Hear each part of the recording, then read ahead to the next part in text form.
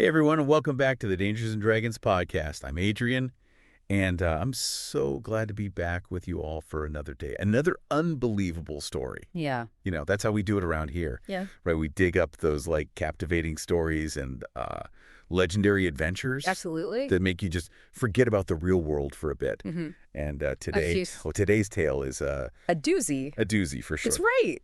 I'm Julia, and let me tell you, we are sailing into familiar waters, but with a twist. Oh. We're diving into the legend of the Kraken, Classic. but not as some like mythical beast, you know? We're looking at it through the eyes of someone who faced the terror of its existence and somehow lived to tell the tale. So buckle up, everyone, because this isn't just another like monster story, okay? This is about a small coastal village, you know, the kind of salty air, the familiar scent of fishing nets drying in the sun. Oh, yeah.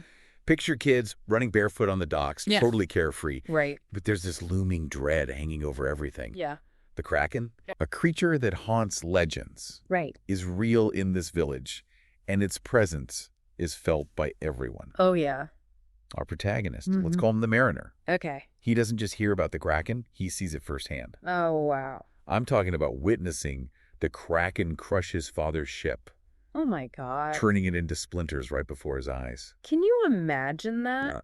It's not just about the loss, it's the utter helplessness of the situation. Right. The Mariner doesn't even have time to grieve, No. to process what he's just seen. He's instantly thrown into a desperate struggle for survival. Totally. The village elder, practically shaking with fear, shoves a rusty old cutlass into his hand.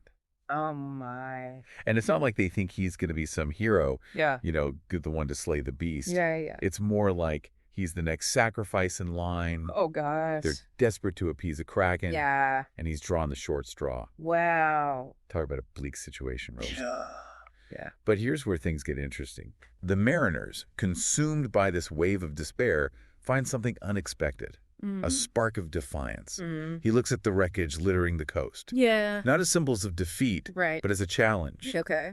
See, the wreckage isn't just wood and metal. It whispers of something more, something spectral. He starts to remember the old sailors' tales. Oh. Stories whispered around campfires. Right. Not of despair, but of ghostly ships sailing under the moon. That's interesting. It's like he's seeing something everyone else is missing. Right. Like a hidden layer of reality. Yeah. It's not just about running from the Kraken anymore. No. It's about using the wreckage it created to fight back. Exactly. He's going to combat the Kraken not with weapons, but with the very ghosts of its victims. This is where the crew comes in, right? Yeah. Tell me about this band of unlikely heroes. Heroes might be a bit of a stretch. Right. We're talking about a group forged in desperation, bound together by loss. There's Finn, the blacksmith's son. Okay, All muscle, not a lot of thought. got it. And then there's Anya, Okay.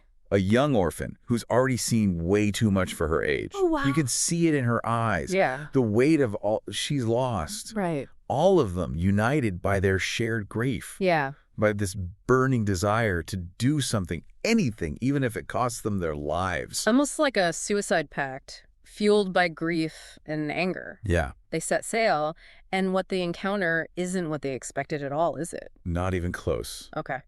The night they embark is bathed in moonlight, Uh-huh. casting this deceptive sense of herp over everything. Right. The Kraken rises from the depths, Yeah. as terrifying as they'd imagined, and then In the that. sea betrays them.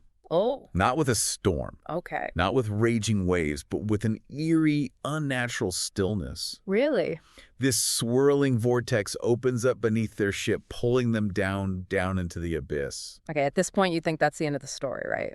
Swallowed by the sea curtains close. Yeah. But instead of drowning, our mariner finds himself falling through air. Thick, heavy air that tastes of salt and forgotten promises. That's where the real twist comes in. Okay, I'm listening. They haven't been claimed by the sea in the way they expected. They've been pulled into this strange otherworldly realm, a sea of mist, not water. Whoa. And there, shrouded in spectral fog, he sees it.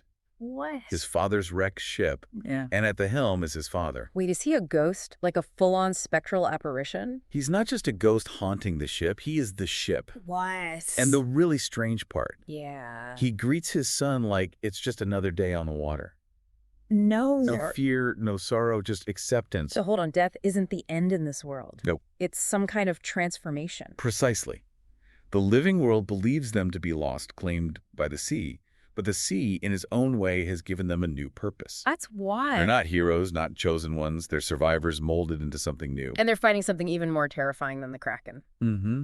Seriously, what could be worse than that? The Kraken, my friend, is just the beginning. I am definitely on the edge of my seat here. What are these battles like? Are we talking epic clashes of spectral ships, spectral cannons firing? Give me the details. It's far from glorious. These are brutal, desperate fights for survival. Yeah. Phantom ships shattering against monstrous hides. Yeah. Crew members fading away as their connection to the wreckage weakens. Wow. Anya, the young orphan, Yeah. she doesn't meet a heroic end. Yeah. She simply fades. Oh, Her spectral form unable to hold on. that is heartbreaking. And what about Finn? What happened to him? One night, a wave that isn't really a wave sweeps him away. What? Gone just like that, and the mariner, he feels himself thinning, his grip on his humanity slipping away. This is heavy stuff. I have to ask, what are the people back in the village saying about these phantom ships? Are they seen as protectors, heroes even? They whisper the mariner's name around campfires. A cautionary tale sailors carve images of his phantom ship onto their tankards, a symbol of either salvation or a watery grave, but they don't grasp the true horror. What's that? These aren't heroes. They're survivors clinging to existence, fighting a losing battle against the OS. Okay, so tell me about the Mariners' final showdown with the Kraken. Is it the epic rematch we've been waiting for? And not exactly. The Mariner faces the Kraken again, but it's not this grand clash of titans. The Kraken itself is wounded, weary. There's an air of desperation around it now. Yeah. It's less a monster and more a creature fighting for its own survival. Their battle is this grim, spiraling dance of death until finally the Mariner is left adrift on a single spar, the last vestige of his phantom fleet. The sea shimmers around him, offering not rescue, but oblivion. So that's it. He just dies. He doesn't remember the actual transformation, just the sudden absence of fear, the ache of his lost crew, a constant throb in his new spectral existence. This is heavy stuff. The world of the living fades its storms, a distant rumble, its wars, a muffled echo. He has the sea in his non-existent veins, its bleak rhythm beating in his phantom heart. His purpose is the endless patrol, the ceaseless watch against the horrors lurking below. It's tragic, but there's a certain beauty to it, isn't there? He's lost everything, but he's found this purpose, this duty that transcends even death. The irony is he did die that day the Kraken took his father.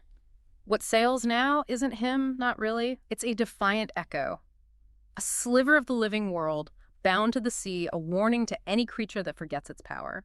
Wow, wow, this story is one hell of a gut punch. It makes you think about the sacrifices people make, the battles they fight that no one ever sees. It's about the things we lose and the things we hold on to, even in the face of oblivion. He's become a guardian, a sentinel against the darkness. But what does it mean to exist like that?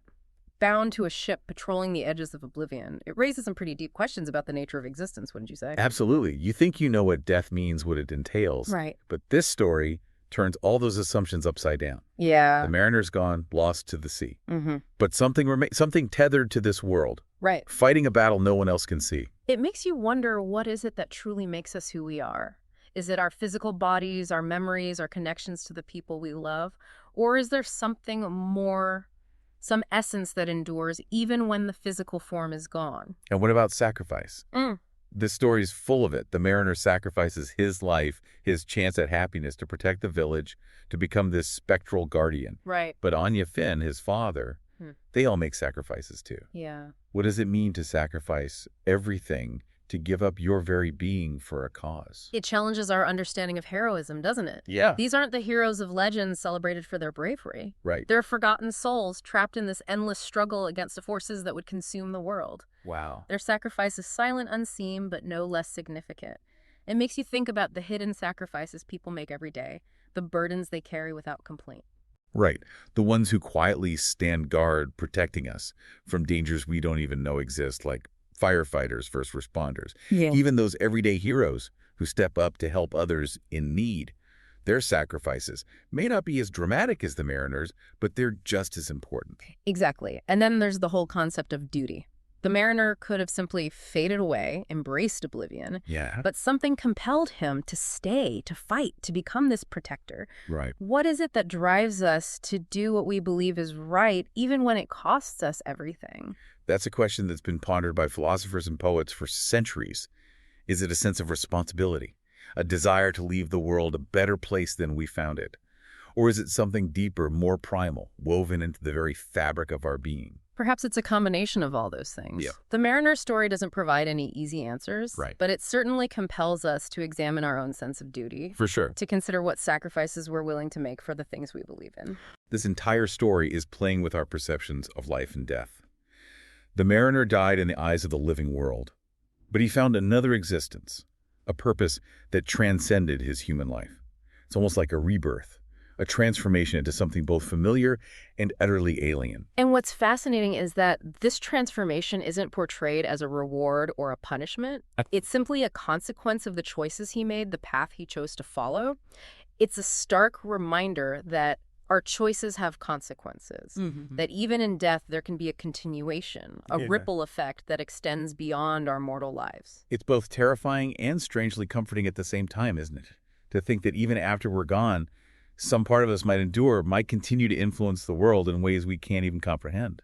Exactly. It opens up a whole new realm of possibilities, doesn't it? It makes you wonder about the nature of legacy, the echoes we leave behind, both intentional and unintentional. The Mariner's story isn't just about fighting monsters. It's about grappling with these profound questions about life, death, sacrifice, and duty.